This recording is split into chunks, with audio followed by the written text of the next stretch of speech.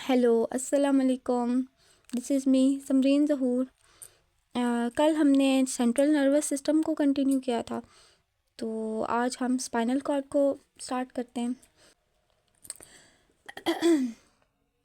Spinal cord is an extension of medulla oblongata. कि जो spinal cord है, रीढ़ की हड्डी, ये एक मेडुला ओब्लंगटा का एक एक्सटेंशन है। मीन्स के हम मेडुला ओब्लंगटा कल हमने पढ़ा था, जिसकी वजह से हम सांस लेते हैं, हम खाना खाते हैं, तो डाइजेस्ट हो जाता है हमारा खाना, या हमारी जो है दिल की धड़कन जो है वो चल रही है, तो जो है उन चीज़ों को ये देखता है। तो ये एक एक्सटेंशन ही हुई स्पाइनल कॉर्ड के। It run backward inside the backbone up to its lower end. कि ये क्या होता है कि हमारी जो है ब्रेन और बॉडी के दरमियान में ये क्या करता है, ये एक एक्शन बनाता है। It is also made up of interneuron. कि ये जो है इंटरन्यूरॉन से भी बनता है। Spinal cord create link between brain and different body part. की ये मेन चीज़ है कि बॉडी में और जिस्म हमारा जो होता है और दिमाग, इन दोनों के बीच का जो है ना कनेक्शन, बड़ा इंपॉर्टेंट कनेक्शन होता है, जुड़ा हुआ होता है एक दूसरे के साथ। आगे क्या होता है कि आगे फंक्शंस आ गए हैं इनके। पेरिफेरल नर्वस सिस्टम, सबसे पहले इसको स्टार्ट करते हैं। पेरिफेरल नर्वस सिस्टम क्या होता है? ये it consist of a network of nerves which spread in the body to connect all the body part to the central nervous system. के जो पेरिफेरल नर्वस सिस्टम है, ये नर्व का जो नेटवर्क होता है, जो कि पूरी बॉडी में फैला होता है। पूरी बॉडी में फैल के फिर कनेक्ट फिर भी किसके साथ होता है? बॉडी के तमाम पार्ट्स में के साथ ये कनेक्ट होता है, लेकिन जो मेन चीज़ होती है वो जो हमारा सेंट्रल नर्वस सिस्टम होता है, या ब्रेन या स्पाइनल का, इसी से जुड़ के तो पूरी बॉडी में ये जो है जुड़ा हुआ होता है। आगे, the nerve which arise from brain are called cranial brain. कि जो नर्व हमारी जो है दिमाग से निकलती है वो क्रेनियल नर्व होती है। The nerve which arise from spinal cord, और जो हमारी जो नर्व्स होती हैं जो वो स्पाइनल कॉर्ड से, रीढ़ की हड्डी से निकलती हैं, उनको हम स्पाइनल नर्व्स कहते हैं। ये इन दोनों का डिफरेंस भी आ सकता है। और there are 12 pair of cranial nerves. कि जो 12 पेयर हैं क्रैनियल नर्व के, और and 31 pair of spinal nerve in human body. के 31 जो है नर्व्स हमारी, वो है स्पाइनल नर्व्स के हमारे जो बॉडी पे। तो इसमें ये इतना ही, और ये सारा करना है क्योंकि ये सारा इंपॉर्टेंट है। और working model of the nervous system. अब वर्किंग मॉडल क्या होता है? Nervous system coordinate all body function. कि जो नर्वस सिस्टम है, ये हमारी जो कोऑर्डिनेट करता है सारे जिस्म के जो है हमारी बॉडी के जितने भी फंक्शंस होते हैं, उन सबको ये कोऑर्डिनेट करता है। It is also detect the change in environment and produce response to the change. कि आल्सो डिटेक्ट करता है हमारे जो इन्वायरमेंट है, या उसमें जैसे ही कोई चेंज होता है, उसको फ़ौरन कोई भी बॉडी के अंदर जो चेंज फ़ौरन महसूस कर लेता है। जैसे कैसे चेंज हमारी बॉडी को में महसूस होता है कि हीट जैसी हमें लगती है, या हम किसी गर्म चीज़ को टच करते हैं तो हम फ़ौरन से पीछे कर लेते हैं, हमें पता चल जाता है कि जो है इस हीट हो रही है, इससे कोल्ड। के फ़ौरन जो ठंडी चीज़ है तो फ़ौरन हमें पता चल जाता है कि ठंडी है। साउंड, कोई भी चीज़ सुनते हैं तो फ़ौरन हम डिफरेंट साउंड सुनते हैं, तो हम जो है डिफरेंट साउंड्स को भी पहचान लेते हैं कि साउंड्स के अंदर भी फ़र्क हमें पता होता है। आगे हम any change in the environment that can be detected by the receptor to initiate to nerve impulse is called stimulus. अब ये वही बात कह रहा है कि जो वो कोई भी जो चेंज होता है, एक्सटर्नल या इंटरनल या किसी भी तरह का चेंज बॉडी पार्ट में, या वो किस तरह डिटेक्ट होता है? रिसेप्टर की मदद से जो है वो नर्व इम्पल्स में डिटेक्ट करते हैं, जिसको स्टिमुलस कहते हैं। तो ये स्टिमुलस की डेफिनेशन है heat, cold, pressure, sound waves वगैरह। तो ये जो है आप आगे एग्जांपल्स हैं। टिश्यू और cells which detect stimuli are called receptor. कि टिश्यू या सेल जो हैं वो जो डिटेक्ट करते हैं स्टिमुलाई, उनको क्या कहते हैं? रिसेप्टर कहते हैं। आगे वर्किंग मॉडल आप में पढ़ रहे थे हम, ओके ठीक है।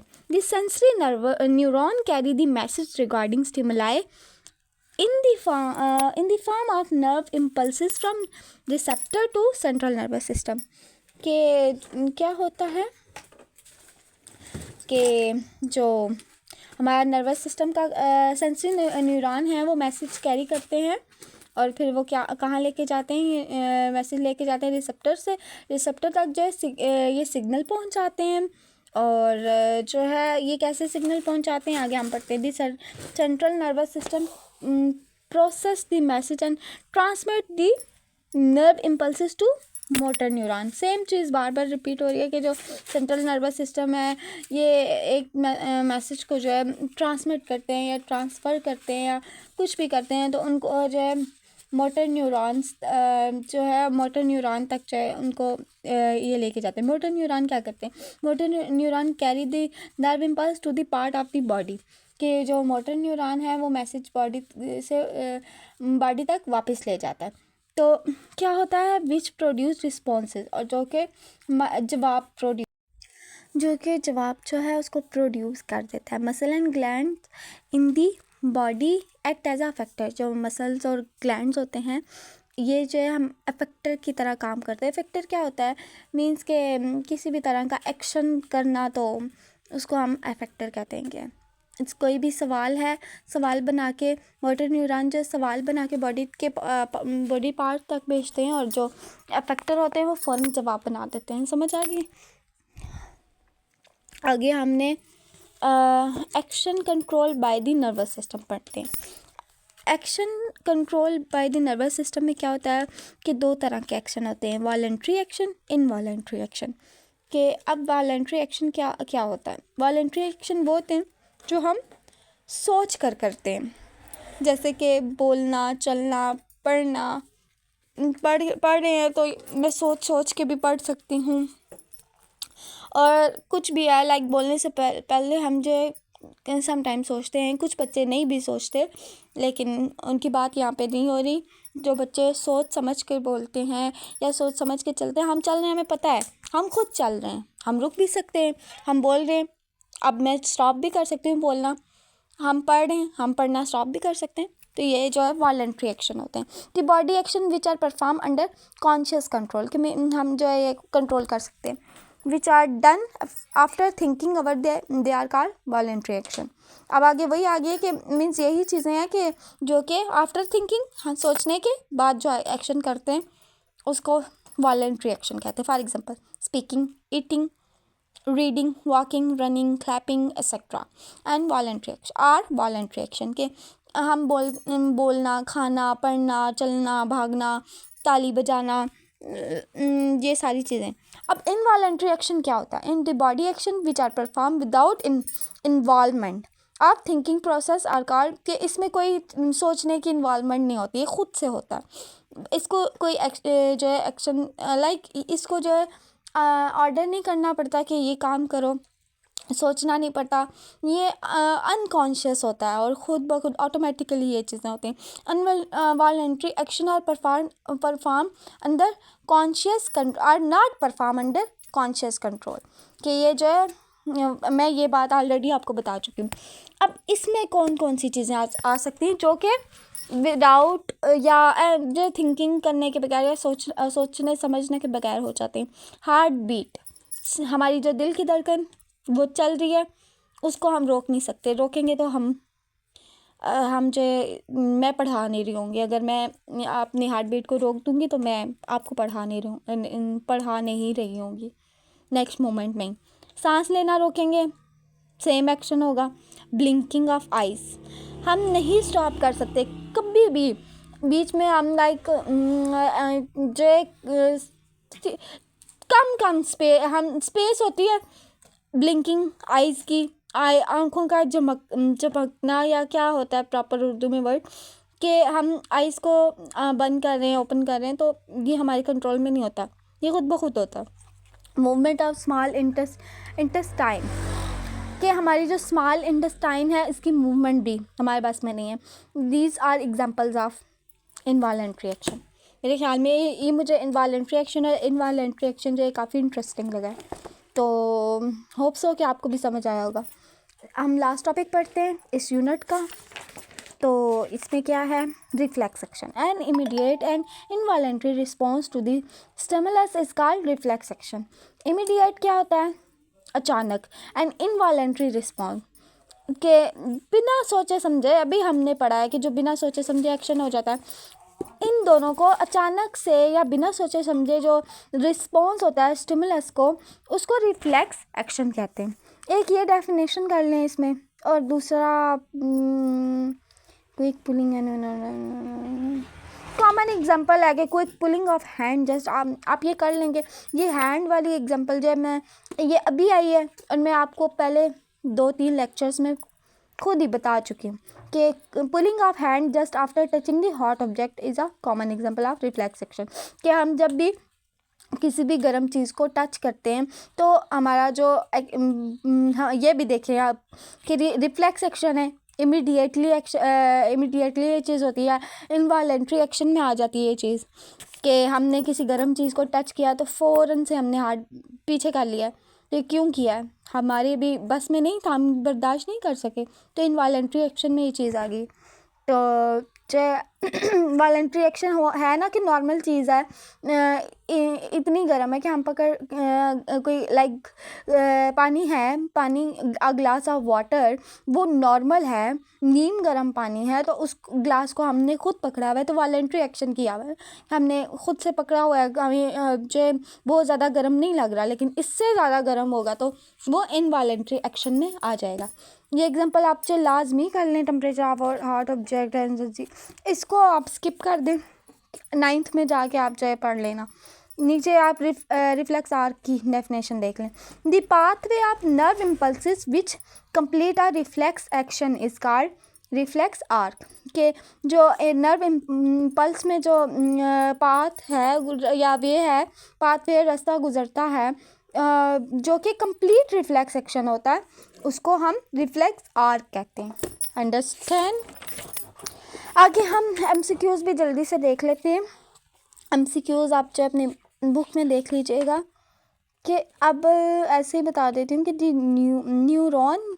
Neuron which decide about the action for a centre stimulus is called interneuron. ये C option is a right option. The part of a neuron which receive message are dendrites. ये है B option. Heart beat is control by medulla oblongata. C कि heart beat को इसने control किया हुआ है, medulla ने कंट्रोल किया हुआ है. Many axons present side by side enclose in the common sheet form nerves.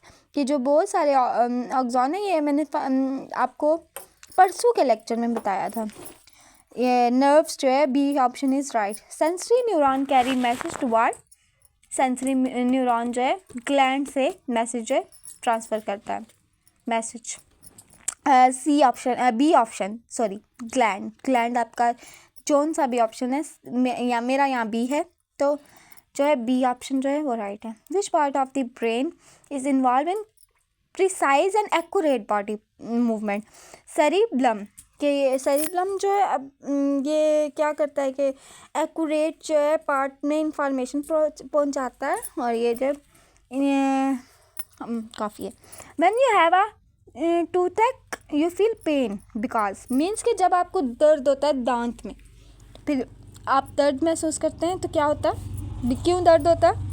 Part इसका है D. The cavity reach the nerves and the nerves send a message to the brain. कि जो cavity है, दांत का कीड़ा है, वो जो नर्व में जो है पहुंच जाता है नर्व तक, और क्या करता है वो नर्व जो है फिर वो मैसेज करता है दिमाग को कि जो भाई दांत में दर्द है. तो फिर वो फिर होता ये है कि फिर आपके दर्द होता है और आपसे बर्दाश्त नहीं होता, और फिर आप जो है मेडिसिन लेना स्टार्ट कर देते हैं. आगे पेज नंबर 24 में एक्टिविटी दिख रही है मुझे कि स्लीपिंग हमारा जो है ये कौन सा पार्ट कंट्रोल करता है। Brushing your teeth, I think so ये आप पर छोड़ते हैं, ये आप करें, आप ट्राई करें। अगर आपको नहीं आया तो आप मुझे बता दीजिएगा, कमेंट कर दीजिएगा कि नहीं हुआ, फिर मैं इस पे भी एक वीडियो बना दूँगी, ठीक है। मेरे ख्याल में आज के लिए काफ़ी ज़्यादा हो गया। ख्याल रखें अपना ढेर सारा। कोई भी क्वेश्चन हो तो पूछ सकते हैं, और मेरे आप लोग अब आ ही गए हैं इस वीडियो तक, सुन ही लिया है इतना बड़ा लेक्चर, तो मेरे ख्याल में आपको सब्सक्राइब भी कर लेना चाहिए। सोचना इस बात पर। ओके, अल्लाह हाफिज़। Thanks for watching. Allah Hafiz.